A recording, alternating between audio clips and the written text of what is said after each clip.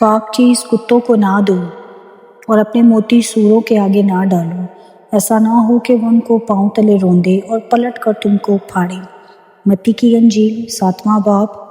ऐबजोई ना करो कि तुम्हारी भी ऐबजोई ना की जाए, क्योंकि जिस तरह तुम ऐबजोई करते हो उसी तरह तुम्हारी भी ऐबजोई की जाएगी, और जिस पैमाने से तुम नापते हो उसी से तुम्हारे वास्ते नापा जाएगा। तो क्यों अपने भाई की आंख के तिनके को देखता है और अपनी आंख के शहतीर पर गौर नहीं करता?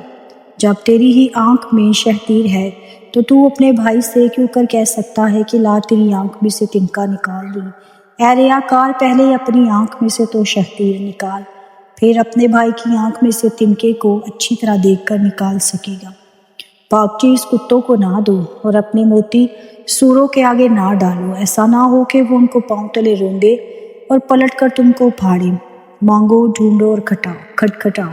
मांगो तो तुमको दिया जाएगा, ढूंढो तो पाओगे, दरवाज़ा खटखटाओ तो तुम्हारे वास्ते खोला जाएगा। क्योंकि जो कोई मांगता है उसे मिलता है, जो ढूंढता है वो पाता है, जो खटखटाता है उसके वास्ते खोला जाता है।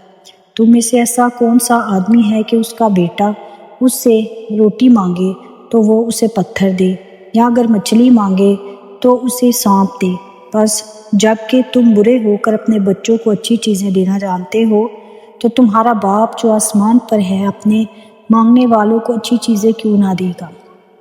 बस जो कुछ तुम चाहते हो कि लोग तुम्हारे साथ करें वही तुम भी उनके साथ करो, क्योंकि तौरात और नबियों की तालीम यही है। तंग दरवाजे से दाखिल होकर, क्योंकि वो दरवाज़ा चौड़ा है और वो रास्ता कुशादा है जो हलाकत को पहुंचाता है, और उससे दाखिल होने वाले बहुत हैं, क्योंकि वो दरवाज़ा तंग है और वो रास्ता सुकड़ा है जो ज़िंदगी को पहुंचाता है, और उसके पाने वाले थोड़े हैं। दरख्त और उसका फल। झूठे नबियों से खबरदार रहो जो तुम्हारे पास भेड़ों की भेस में आते हैं, मगर बातन में फाड़ने वाले भेड़िए हैं। उनके फलों से तुम उनको पहचान लोगे। क्या झाड़ियों से अंगूर या ऊंट कटारों से अंजीर तोड़ते हैं? इसी तरह हर एक अच्छा दरख्त अच्छा फल लाता है और बुरा दरख्त बुरा फल लाता है। अच्छा दरख्त बुरा फल नहीं ला सकता, ना बुरा दरख्त अच्छा फल ला सकता है। जो दरख्त अच्छा फल नहीं लाता वो काटा और आग में डाला जाता है। बस उनके फलों से तुम उनको पहचान लोगे। मैं तुम्हें नहीं जानता।